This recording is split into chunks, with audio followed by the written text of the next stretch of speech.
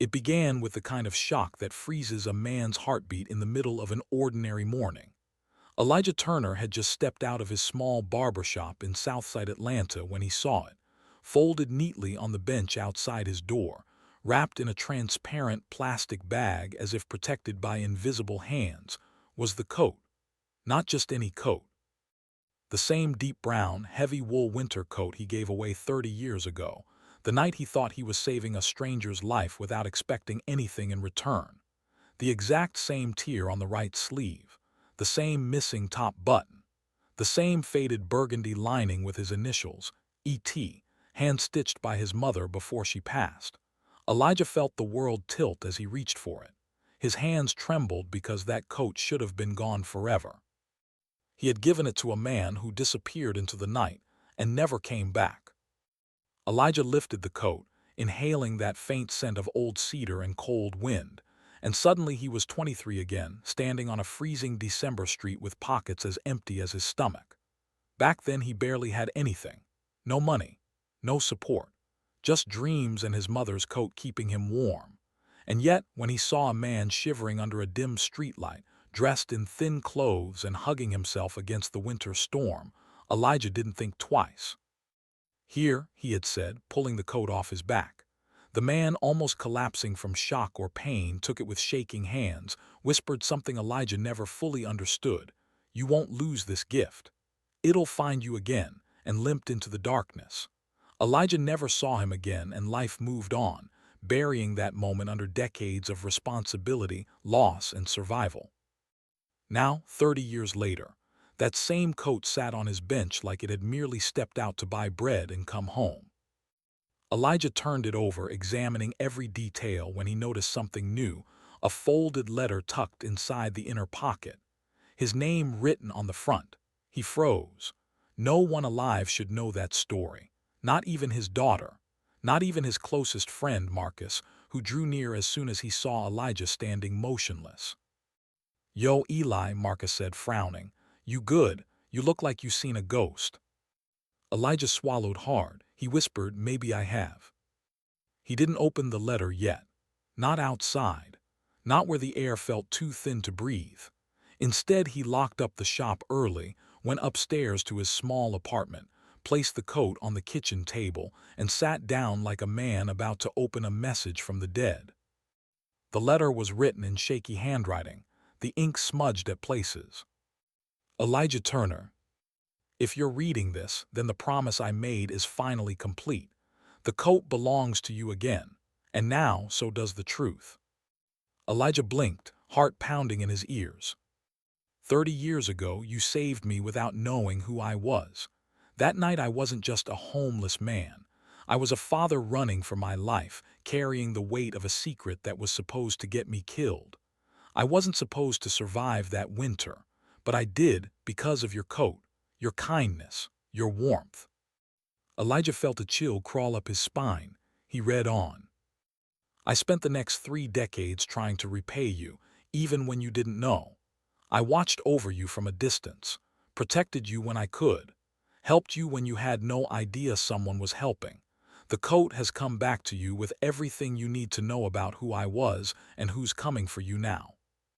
Elijah leaned back, breath caught. "Coming for me," the letter continued. "You may not remember the alley you saved me in, but the men who hunted me back then, they never stopped. And now they hunt something else, something you unknowingly inherited." The letter ended abruptly. No signature, no explanation, just an address and a date written at the bottom: "Tonight, midnight, come alone." Elijah sat in silence for a long time, staring at the coat. Memories and questions tangled in his head. Who was the man? Why return now? What danger? Why after 30 years? Before he could think further, someone knocked on the door, 3 slow taps. Elijah stood up cautiously and opened the door only an inch. A young woman stood there, mid-20s, dark skin, braided hair, eyes fierce yet trembling. She clutched a backpack like it held her life. "Are you Elijah Turner?" she asked. Elijah nodded. "My name is Zara," she whispered. I'm his daughter." Elijah felt the floor drop from under him. Zara stepped inside before he could invite her, breathing hard like she had been running. "Someone's following me," she said, "and I don't have much time. My father, Marcus Reed, you might have known him as the man with your coat. He told me that if anything happened to him, I should find you. He said you're the only person he trusts." Elijah stared, unable to speak. The stranger from 30 years ago had a name, a family, a daughter, and now she was standing in his living room shaking. "How did you find me?" he finally asked. "My father left instructions, told me you'd know what to do." She looked at the coat. "He said this coat is the key, that if it ever returned to you, it meant his past had finally caught up." Elijah picked up the coat again, searching the pockets, and found something he hadn't noticed, another smaller envelope, hidden behind the lining. Inside was a small iron key, old and heavy. Zara's eyes widened. "That key, it unlocks a warehouse. What's inside, they're willing to kill for it." "What is it?" Elijah whispered. "A list," she said.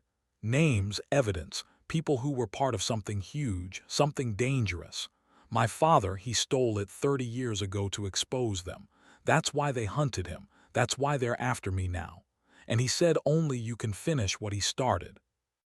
Elijah paced the room, mind racing. He was just a barber, just a man trying to survive. He didn't sign up for this. But the coat, his mother's coat, was at the center of something he couldn't walk away from anymore. Zara suddenly grabbed his wrist. "They're coming, Mr. Turner." As if summoned by her words, a car engine roared outside. Headlights flashed through the curtains. Heavy footsteps climbed the stairs. Elijah made a decision in that moment, not because he understood the danger, but because 30 years ago he had saved a man's life, and maybe that man had been saving his in return ever since.